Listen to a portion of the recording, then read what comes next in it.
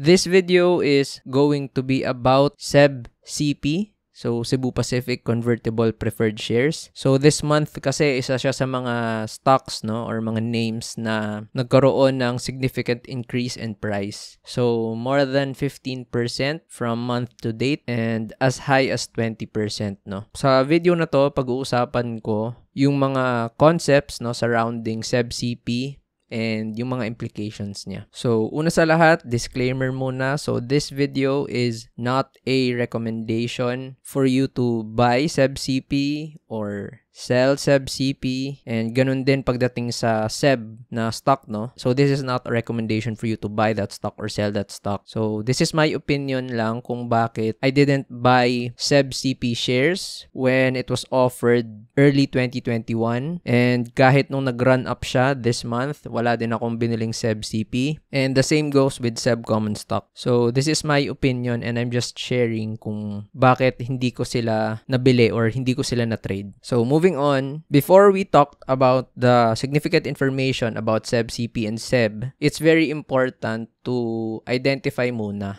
kung ano ba yung preferred shares exactly para magka-wavelength tayo, no, sa pagkakaintindi natin sa different types of stocks. So, this definition is from Investopedia. So, I'm sure there are a lot of different definitions out there or descriptions ng preferred share or preferred stock. So, your preferred share or your preferred stock is a class of stock that is granted superior rights to common stock, no? And yung mga benefits nito or yung mga perks nito is that most of the time preferred stocks have higher dividend payments and higher claim to assets in the event of liquidation. So, ang ibig sabihin lang nito, when a common stock such as SEB provides or offers preferred shares, most likely and madalas, yung preferred share yung magkakaroon ng higher dividends or frequent dividends. And in the event na mag-bankrupt yung SEB, mas mataas or mas better, no, yung rights na habol ng preferred share owners compared sa may hawak ng common stocks. So, yun lang yun. Yun yung gist, no? And yun yung biggest selling point, no? Isa sa mga biggest selling point ng SEB-CP nung time na in-offer siya because they said that they will provide a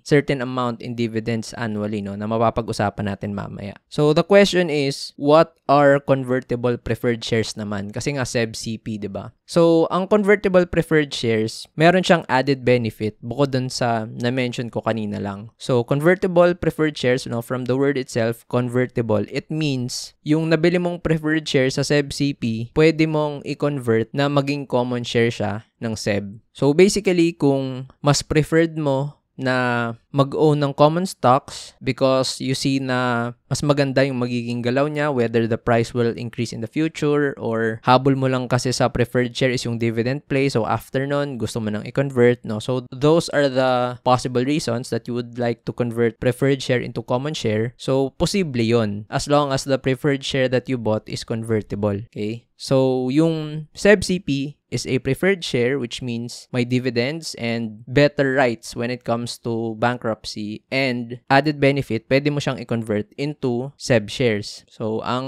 negative lang doon, once na ma-convert mo, syempre, hindi mo na pwedeng i-convert pabalik sa preferred share ulit yon. So, isang beses mo lang siya magagawa. So, first week of March, around 2021, so that's 4 years ago, SEB announces, no, itong offer nila regarding the SEB-CP nga. So, in retrospect natin to pinag-uusapan kasi in-announce nila to 2021 eh. 1Q 2021, no? So, una sa lahat, I want you to focus on this line. So, nakalagay dito na one entitlement right for every 1.825 na SEB common shares held as of record date. And the record date is around February 26. So, mga third week ng February, no? Or last week ng February rather. So, anong ibig sabihin yan? Halimbawa, nung March 2021, no, during the offer period, meron kang 1,000 shares ng SEB. So, common shares lang to, common stock lang to, no? And sabi doon, meron kang entitlement right for the preferred shares is 1.825 nga. So, kung i-divide natin yung 1,000 shares mo ng SEB, ng common stock, i-divide natin by 1.825, ibig sabihin, magkakaroon ka ng 547.94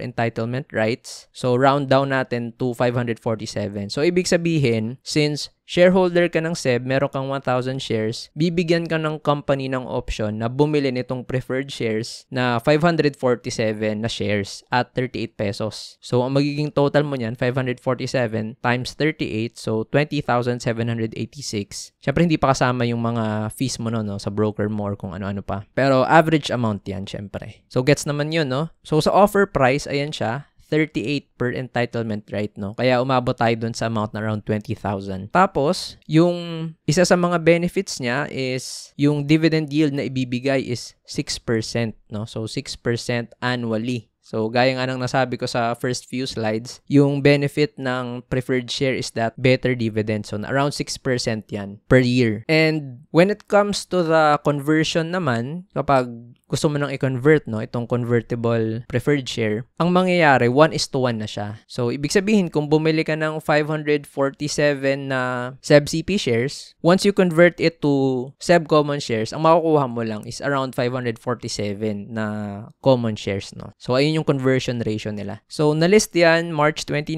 2021. So, the process of converting your preferred share into common shares, nakadepende na lang yan, no, sa broker, kung ano yung ginamit mong broker para mabili yung preferred share. So, you can ask about that sa broker mo mismo. And I think kailangan lang niya ng fees, no, na hindi lalagpas ng 1,500, no, depende sa process na pipiliin mo. And I think it will take around 1 to 3 weeks or less than a month, no, para magawa yung process na yun. So, this is the voluntary way on how to convert your preferred share into common share. But, nasabi ng SEB sa disclosure nila na the preferred share will actually expire after 6 years. So, by March 29, 2027, it will be mandatory na ma-convert yung preferred share mo into a common share. So, ibig sabihin wala kang choice pagdating ng 2027, regardless kung anong mangyari, i-convert talaga nila automatically yung shares mo. Tapos, wala na atang fees, no, pag mandatory na. So, yung voluntary lang, no, before 2027 lang, magbabayad ka ng fees. So, tandaan nyo yung mga nasabi natin na yan because may significance yan, no, as we move forward sa discussion. So, ulitin ko lang, summarize lang natin yung facts dito. So, SEB offered convertible preferred shares. So, tawagin natin CPS yan for 38 pesos, no, per share. So, kung ikaw ay isang shareholder and gusto mo i-convert yung common stock mo na nabili mo ng 38 pesos, the average entry price will be 38. So, yun yung cost basis price mo pag kinonvert mo na sa SEB shares yung preferred share mo, no? And again, all SEB CP shares will convert into common stock by March 29, 2027 kasi mag-expire na siya. So, mandatory magko-convert into common shares. So, the declared annual dividend is 6%, which is 2.28 pesos per share. So, supposedly, for every SEB CP share that you have, pag nag-release sila ng dividends, meron kang 2.28 pesos per share. So, that's 6%. So, the question is, why SEB CP increased nearly 20% nitong first week ng August, no, around August 1. So, punta tayo sa chart. So, andito tayo sa chart ng SEB CP. So, kung makikita nyo dito, no, ito yung August 1 na date and nag-close yan ng 41.05. So, kung lalagyan lang natin ng price range tool around 41.05, nag-increase siya, no, at its peak. No, yan, nearly 20%. So, around 19.67. And then, as of closing price this past Friday, so 47.30, currently up siya ng 15% ng month to date, no? So, the question is, bakit siya tumaas ng ganyan, no? Bakit gumalaw ng ganon yung SEB CP? And kung mapapansin nyo din based sa volume, nung August 7 and August 8, no, grabe yung tinaas or ginalaw ng stock. So, na disclosure na nilabas ng Cebu Air or SEB. So, ayan, declaration of cash dividends for convertible preferred shares, no? It was approved on August 7, 2025. And ang sabi dito, 9.12 pesos per share for all SEB CP stockholders. So, the question is, bakit ang taas, no? Bakit naging 9.12 yung dividends? Eh, yung usapan nga kanina, 2.28 pesos lang, 'di ba? Per share na meron ka. So, bakit siya naging 9.12? Kasi kung i-compute natin yon, no, yung price ng SEB CP during the offer period is 38 pesos, 'di ba? Tapos, ang sabi sa atin, yung dividends na ibibigay is 9.12 pesos. 9.12 pesos per share. So, if you're going to divide 9.12 divided by 38, ang lalabas dito is 0.24 or 24%. So, the question is, bakit naging 24%? Ang usapan nga 6% last time, 'di ba? So, ito ulit sa disclosure nakalagay, no? The dividend per share amount covers 4 years of cumulative preferred dividends for outstanding SEB-CP shares. So, basically, yung declared annual dividend kasi is 6%. No, which is 2.28 pesos nga per share. That's why if yung 38 per share, no, i-multiply mo sa 6%, no, 0.06, magiging 2.28. So ito na yung sinasabi natin kanina. So if yung 2.28 times mo sa 4 years, lalabas yung 9.12, no? So basically, pag yung 6 din, minultiply mo din sa 4, ang lalabas is 24. So it makes sense, 'di ba? So, ang tanong ngayon, bakit cumulative 4 years yung binigay ng SEB-CP ngayong 2025, no? And August to September na nila nabigay. So, we need to go naman sa chart ng SEB to see kung bakit, no? So, andito na tayo ngayon sa chart ng SEB. So, dito nyo malalaman kung bakit cumulative yung binigay nila na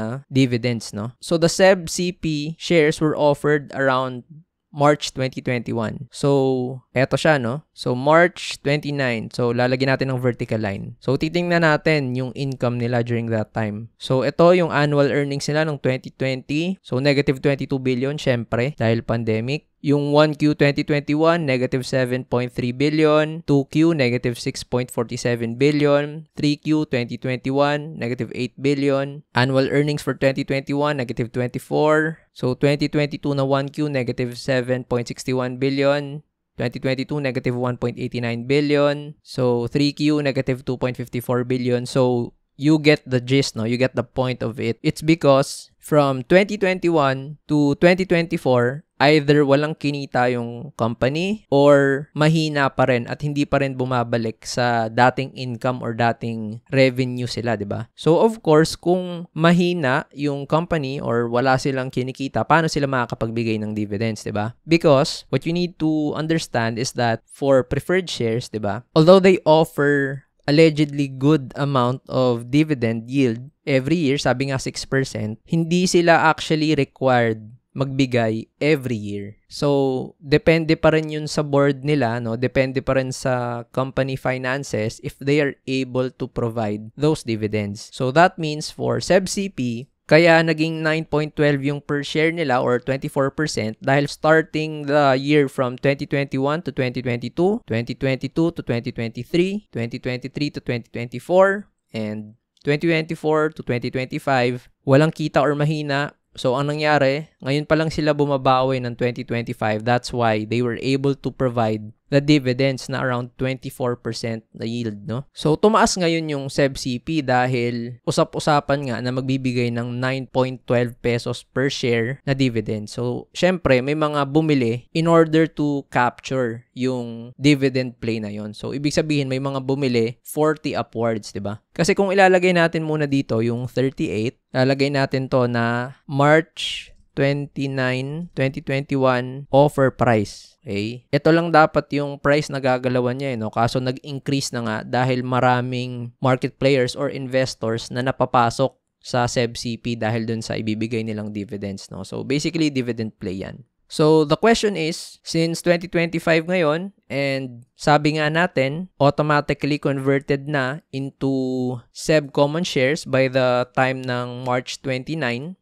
2027. So, lalagyan din natin syempre dito ng vertical line, no? So, ibig sabihin, meron pang 2 taon yung SEB-CP to provide dividends. Kung sasabihin natin na 6% yun annually, so magbibigay sila ng 6% sa 2026, tapos 6% sa 2027. So, that's about 12% dividend yield if you're able to buy at the 38 offer price nung 2021 pa. So, syempre, iba na yung usapan yan kapag nakabili ka ng 38 pataas, diba? So, the question now is, what's next for SEB-CP? So, gaya nga ng sabi ko kanina sa first part ng video na to, so I'm going to share my opinions bakit I didn't subscribe or I didn't buy shares of SEB-CP nung 2021 or ba't hindi ko siya binili despite the run-up this month and bakit hindi rin ako bumili ng SEB shares, no? So, because of this, I'm going to look at the scenarios wherein merong scenario number 1 na merong nakakuha sa offer price na 38. Tapos, sa scenario na kung saan merong nakakuha ng SEB CP shares this month lang, no? So, whether that's above 40 price area or above 45. So, basically,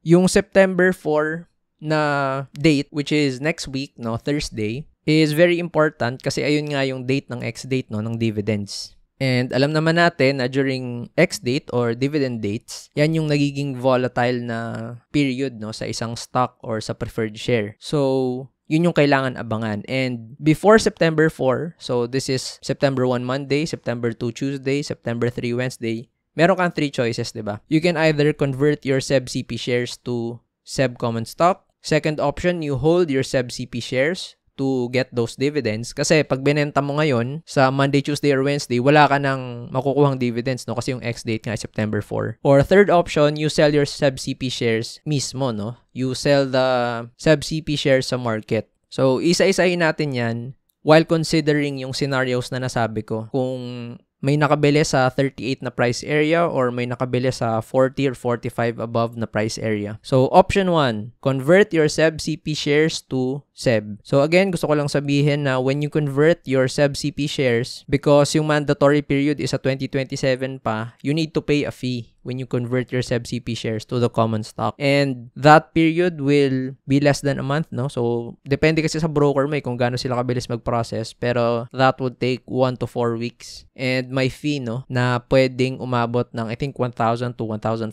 pesos. So, punta tayo sa chart. So, andito tayo sa chart ng SEB. So, Cebu Air. So, ipa-plot ko lang muna dito yung scenario number 1 natin, no? So, 38 offer price. So, kung nakabili ka ng 2021 ito. So, scenario number 1, bought at offer price. And then, scenario number 2, ilagay natin sa price na around 45 to 47. So, around that area. So, lagay na lang natin sa 47. So, bought during the rally nung first week August, no? So, average price around 47. So, kung ito yung gagawin mo, kung i-convert mo yung SEB CP shares mo into SEB common shares, let's see if it's a good decision. So, if you were able to buy nung 2021, if you convert this, down ka ng 7.90% because the price of SEB common share is 35.15. So, basically, wala kang nakuhang dividends for 4 years, and if you're going to convert it before the ex-date, magiging down ka ng 8%. So, sa scenario number 2 naman, if you're able to buy during the rally nung first week August, and assume lang natin na your average price is somewhere between 45 to 47, no? So, at 47 price area, if you convert into SEB common shares at the price ngayon, you'll be down ng negative 25%. So, clearly, regardless if you're able to buy at the 2021 offer period or yung rally last week, hindi siya okay, no? Kasi either down ka ng nearly 8% or nearly 26%. So, definitely hindi magandang option siya, no? So, punta naman tayo sa option number 2. So, option number 2, hold your SEB CP shares to get the dividends. Okay, so for this one, we're going to go naman sa chart ng SEB CP. So, ito na, nalagay ko na yung scenarios ulit. So, sa scenario number 1, bought at 38. Tapos, ito, meron tayong average price around 47 kung around August lang nakabili. So, option number 2, hold your SEB CP shares to get the dividends. So, that would mean hold mo, no, hanggang September 4. So, ito yung dividend. Ex-date natin is around September 4 nga. So, that's Thursday. And cash div rate, 18.86. So, anong ibig sabihin nito? So, whenever I talk about stock chart analysis video or I talk about my reasons for buying or trading a stock because of the X date sa 24K to 1M challenge, or when I talk about it sa aking watchlist na videos, yung 18.86% na yan, no, that would mean on the X date, there's a high chance na prices will drop around that percentage. So, ang ibig sabihin yan, halimbawa, yung SEB CP maglaro lang dito sa 47 price area. Kasi andito naman siya ngayon, nakikita naman natin na meron tayong consolidation dito na maliit, diba? So, ayan siya. So, yung cash div rate is around 18.86%. So, sabihin natin 19%. So, at 47.30, if this drops by 19%, yung SEB CP, pupunta yan dito. So, around 38.30 na price area, no? And if magka-drop siya dyan, dito natin ngayon ibibase yung makukuha mo na overall gain pag nag-hold ka ng SEB-CP shares depende sa scenario na napag-usapan natin. So if you're able to buy at the 38 offer price, so i-match lang natin yung percentage. So meron kang 0.84 na gains because of the capital appreciation and nakuha mo yung dividends, 'di ba? Na 9.12 pesos per share na meron ka. So basically, walang capital appreciation kasi halos bumalik lang siya sa price na 38 eh. So ang benefit mo lang is that nakuha mo yung dividends na 9.12 pesos per share. And then, kung babasihan naman natin is yung 47 na price area since dyan yung average price kung nakabili ka ng rally during this first week ng August. So kung ipa-plot lang din natin ulit dito, yung position mo magkakaroon ng negative 18.58% in terms of capital appreciation. Pero since meron kang nakuhang div rate na nearly 19%, ang lumalabas, nagkaroon ka lang din ng gain na around 1% or maybe less than. No, in that case. So basically nag-break even ka lang. So of course, magiging maganda yung position if ever mag-drop yung SEB-CP tapos may mga bumili pa rin, no, para mapataas yung price. Kasi kung yung price ng SEB-CP, let's say, matulak hanggang 40, so ang drop lang ng stock allocation mo nun is around negative 15%. Eh kung may 18% div rate ka nga, so lumabas ka na may 3% gains, diba? And of course, habang natutulak pataas yung SEB-CP, yung gains mo tumataas din. And the same goes kung sa scenario number 1, nakabili ka ng 38. Kasi, kung magko-close siya sa 40, then nakuha mo, no, yung 9.12 pesos per share. Tapos, meron ka pang capital appreciation na 6%. So, basically, around 30% gains na, no, kung isipin mo. Or if it goes higher, syempre, mas okay yung capital appreciation na makukuha mo, no. So, pinag-uusapan lang natin dito, no, yung possible worst case scenario. And sabi ko nga, pag nag-drop siya niyan because of the dividend rate sa X-date, highly possible naman talaga. Kasi ayun naman talaga yung bulk ng price ng SEB-CP before the dividends. Andito pa rin siya. Oh. Ayan yung consolidation niya since last year, September pa ng 2024. So, it makes sense kung talagang babalikan niya tong prices na to, no, between 35 to 39. So, basically, parang hindi magandang option, no, kung titingnan mo kasi break-even ka lang or lalabas ka na may onting gain. So, nakaasa sa magiging buying pressure sa September 4 or 5 kung magiging okay ba yung gains mo overall sa SEB-CP. So, ang tanong naman, what if i-hold ko yung SEB-CP because I want to get the dividends and probably convert in a future time period, diba? Kasi andun yung option na pwede mo siyang i-convert in the future, diba? So, it's also a possible option. So, tingnan natin yung potential ng SEB.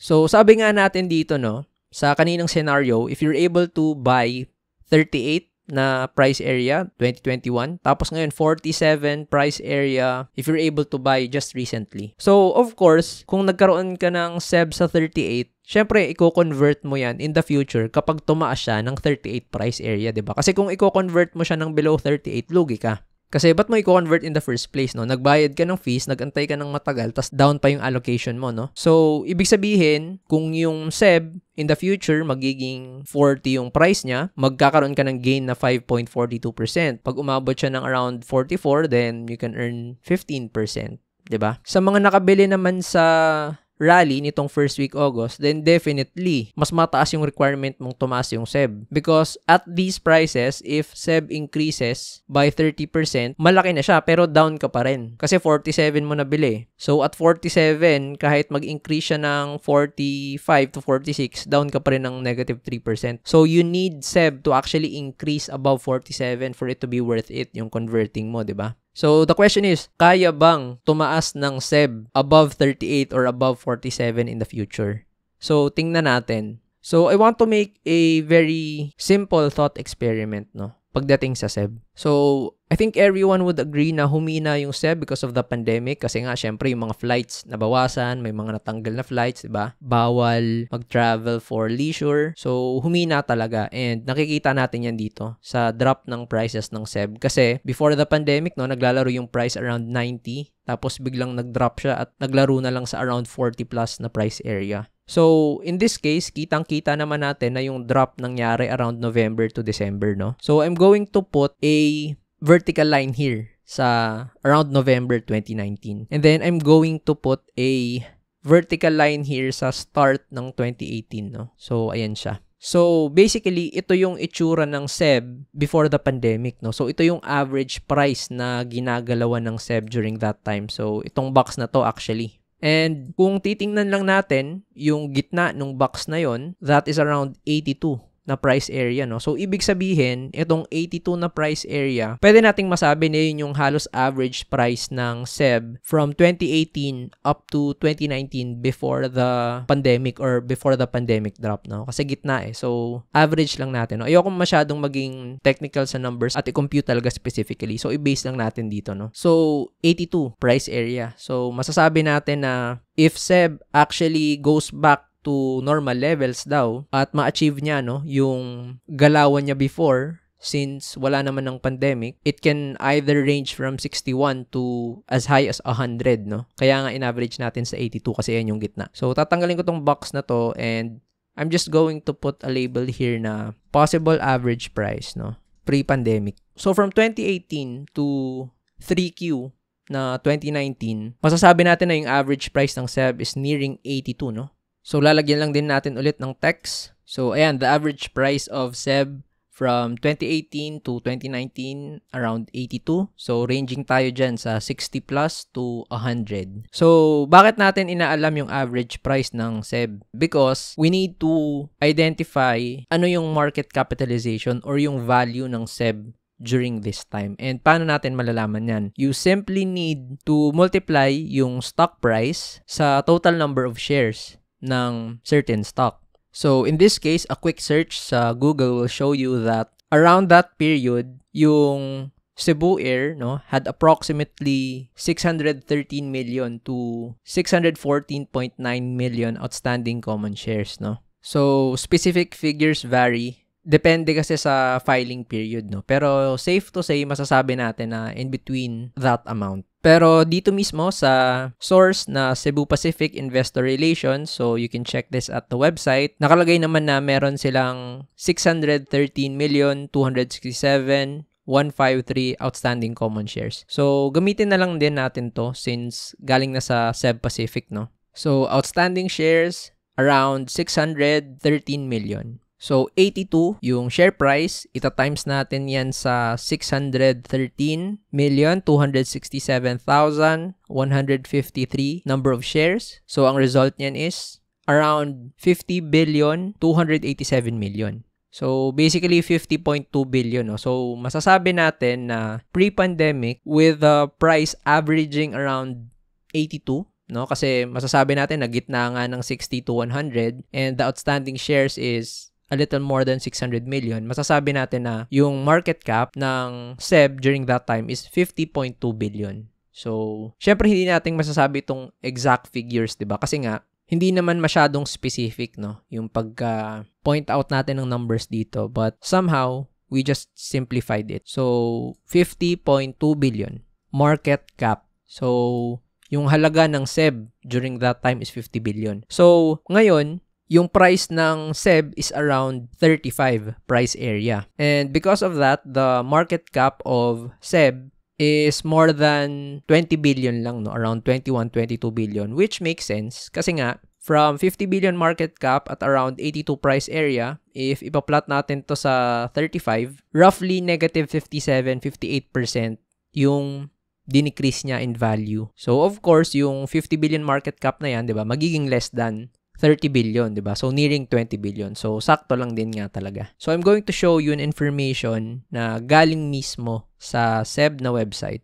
So, it says here that for this year, ito yung total outstanding common shares ng SEB, no? So, that's around 613 million. Ito nga tayo. Kaso lang, by 2021, they issued convertible preferred shares around 308 million shares, di ba? And from what I've said, no, paulit-ulit kong sinasabi, yung SEB CP is convertible and it is a automatic or mandatory conversion by 2027. So, ibig sabihin, by 2027, so that's the last week of March, since mandatory yung conversion, the total number of the common shares ng SEB will now become roughly 922 million, no? Kasi i-add mo sila kasi nga automatic magko-convert. And of course, baka may mga mag-convert na before 2027. So, paunti-unting dadagdag yan, di ba? So, what does this tell us about SEB CP and SEB. So, punta tayo sa chart. So, based dito sa ginawa nating computation, babaguhin lang natin yung mga values nila, no? Punta tayo dito sa medyo recent na dates. So, ang gagawin natin, babaliktarin lang natin, no? Yung mga ginawa nating computation so we can somehow identify the future price of SEB based on the outstanding shares niya in the future, no? Kasi malalaman naman natin yung price niya based sa computation na gagawin natin dito, eh. So, ang outstanding shares na natin will become 922 million, no? By March last week, no, ng 2027. Tapos, sabi nga natin, yung market cap ng SEB pre-pandemic is around 50.2 billion, no? So, market cap at 50.2 billion. So, ibig sabihin, para malaman natin yung possible price ng SEB by that time, simple lang gagawin natin. Kailangan lang natin yung 50.2 billion na market cap, i-divide natin ngayon by the outstanding shares available. So, that's 922,147,454. So, ang gagawin lang natin is yung kanyang market cap na around 50,287,906,546. I-divide natin sa outstanding shares which is 922,147,454. And ang lalabas dyan pag gumamit ka ng calculator is around 54.53. So, ang ibig sabihin, nagkaroon ngayon ng dilution sa price. Kasi, dumami yung shares ng SEB common stock. Tapos, syempre, ma-retain niya yung market capitalization or yung value na yun. So, syempre, in order for the math to make sense, para maging logical siya, syempre, bababa yung stock price, di ba? Kasi, tingnan nyo yung gagawin natin dito sa original natin na computation, ha? If the market cap is 50.2 billion nga, if we're going to divide this by the outstanding shares nung period na pre-pandemic. So, yung 50.2 billion, i-divide naman natin ngayon sa 613,267,153. So, pag ginamitan nyo ng calculator yan, ang lalabas dyan is 82, which is yung na-compute natin na average price niya nga before nung plinot ko yung box, no? So, ibig sabihin, by 2027, if lahat ng common shares ng SEB is mag-increase because of the automatic or mandatory conversion ng SEB CP shares at walang magbabago sa galawan niya kung gagayahin niya lang yung pre-pandemic, no? At most, the valuation of SEB is around 54.53 na price area. So, I'm just curious kung ano yung magiging itsura ng chart, no, by that time if ipa-plot ko yung 54.53. Lalagyan ko lang dito ng possible price by March 2027. So, question mark lang. And I'll place it dito sa center. So, ibig sabihin, at current price levels pala, sa 35, no, yung SEB has an upside of around 50% kung babalik siya dun sa operations niya ng pre-pandemic level or kung mahigitan pa niya, no? And that's me being somehow optimistic na kaya pa nilang gawin ulit yung nagawa nila before, knowing na pwedeng magkaroon sila ng increased competition, no? Kung gumaling or gumanda yung mga ibang airlines or kung magkaroon ng change ng preferences yung mga tao, kung mag-decrease yung tourism, di ba? If Filipinos decide to use other airlines or probably travel outside the Philippines na mas less yung scope ng SEB, di ba? Or international tourists or international tourism decreases sa Philippines at mapunta sa mga ibang countries, di ba? So, medyo mahirap ma-predict or ma-project na babalik yung ganong type ng travel, no, based sa data and trends. So, medyo optimistic na projection yon yung ganon, no? And kung titingnan nga natin dito sa left side, ano yung napapansin nyo nung plinot natin yung 54.53 na price area? After the drop caused by the pandemic, wala nang significant time na nag-above siya ng 55.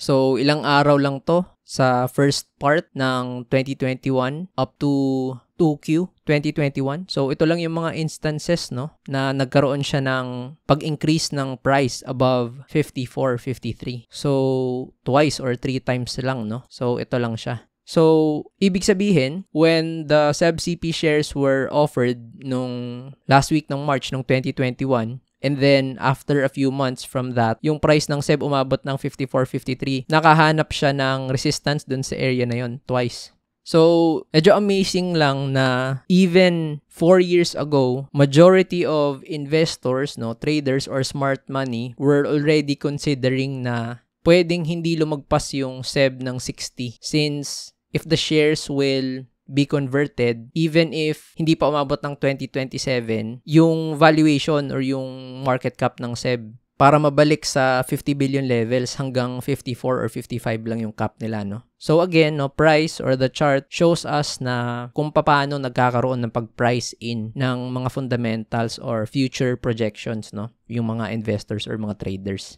So, ibig sabihin, itong nakikita natin na option kanina, na option number 2, is it okay to hold your SEB CP until 2027 because you want to convert it to SEB common shares? Then, nakadepende na lang talaga, no? Kung gaano ka ka-optimistic sa SEB. Because if you're able to buy at the 38 price area sa offer period, tapos let's say maging optimistic nga tayo sa SEB at maabot niya yung previous market capitalization niya at gayahin niya yung moves niya, no, ng pre-pandemic, then that would mean still around 40% upside, no, kung magiging optimistic tayo.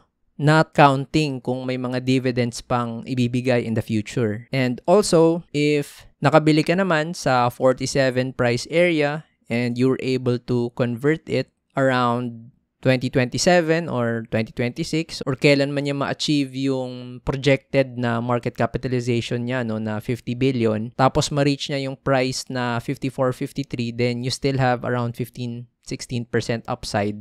Hindi pa kasama yung possible dividends, no, na sinasabi nga natin na pwedeng magbigay ng 2 beses pa for the year 2026 and 2027. Pero kung titingnan mo nga talaga sa price basis pa lang, no, 16% plus 6%, kasi 6% for 2026 and 2027, so that's 12%. So combined, that's 28%.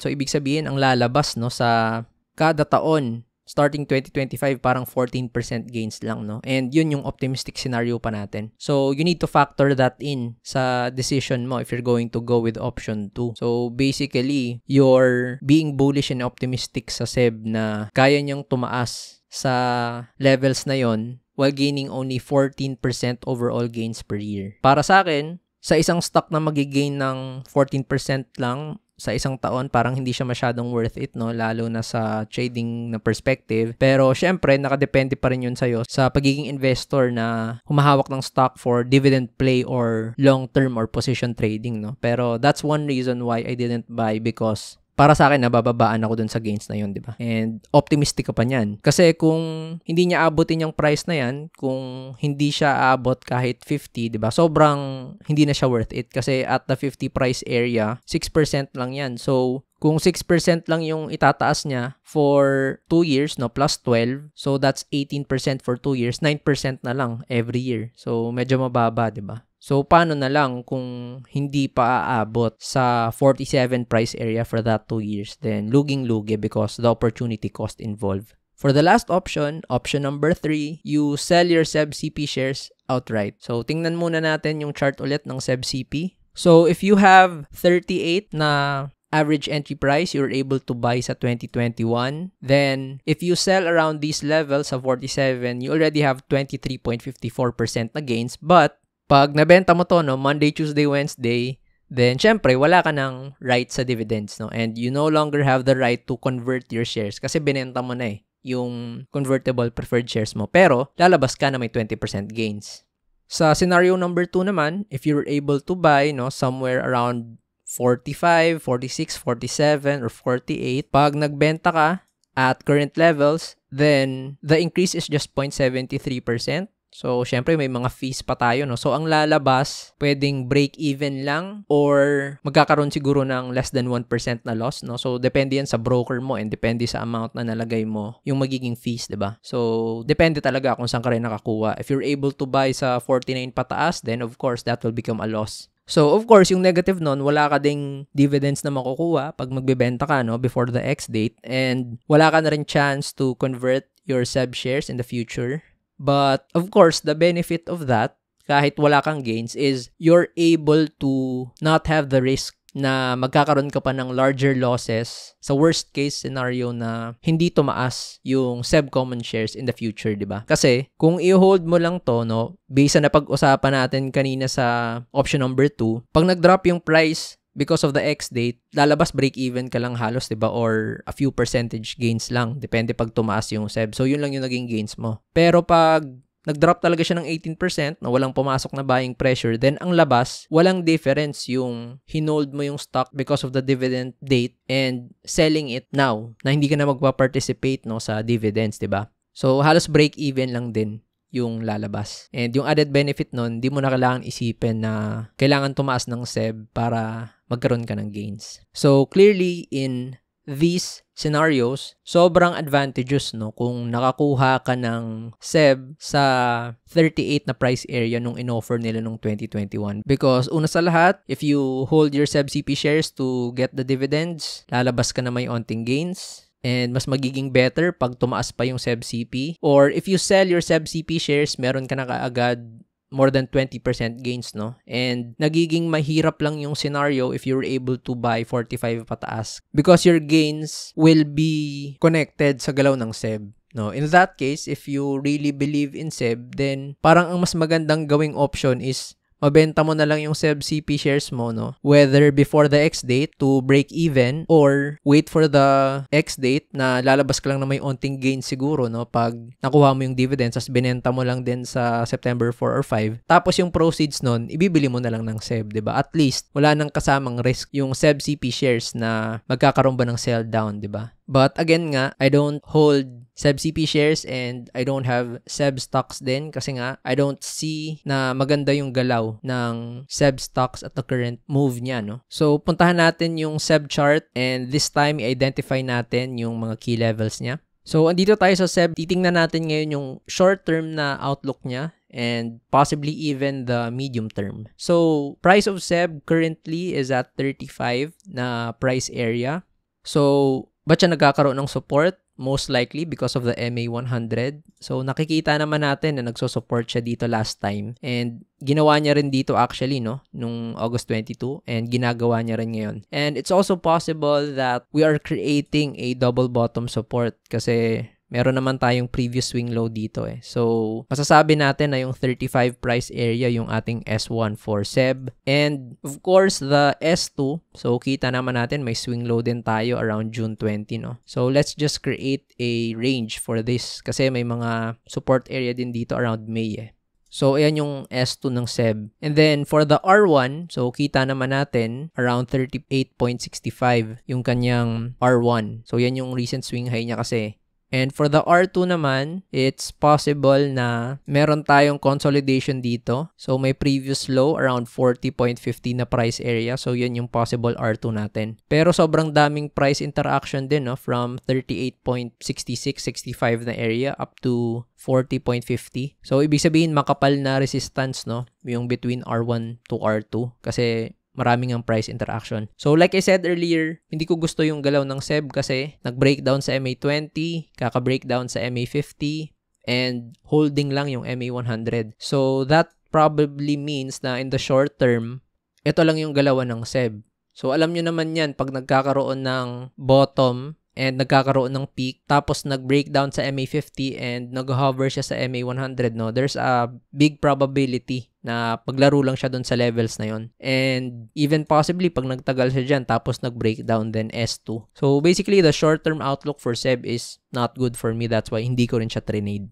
So, continuation ng what's next. So, X date for SEB CP is September 4. So, that's Thursday. So, make sure that you're able to make decisions, no? By Wednesday kung ano yung naisip nyong okay gawin. Kasi September 4, definitely magkakaroon ng malakas na volatility yan. And yun yung hindi natin mapipredict, no? Kung magdadrop pa talaga siya ng 19% or pag nagdrop ba, mababawi ba ng buying pressure or magkakaroon ba ng selling pressure. So, stock movement, no, will probably happen between September 1 to 3 as investors or traders weigh in if they would like to participate in the dividend play for SEB CP. So, ayun lang. That ends this stock and focus video talking about Cebu Pacific convertible preferred shares. No? So, again, this video is not a recommendation for you to buy or sell SEB-CP or SEB stocks. So, napag-usapan ko lang dito yung strategy or yung trading opinion ko pagdating sa mga stocks na to. So, wala akong hawak niyan and wala akong planong bumili in the short term. So, make sure to read proper disclosures, no? Read other articles for you to have a better decision when it comes to your trading objectives, no? You can use this video as a reference but make sure that you do your own research also. I'll paste dito sa screen yung mga videos na pwede nyo pang mapanood as reference, no, sa mga ibang stocks na napag-usapan na before, and some of the videos where I share trading psychology, talking about non-technical stuff. So, ayun lang, and thank you for watching this video.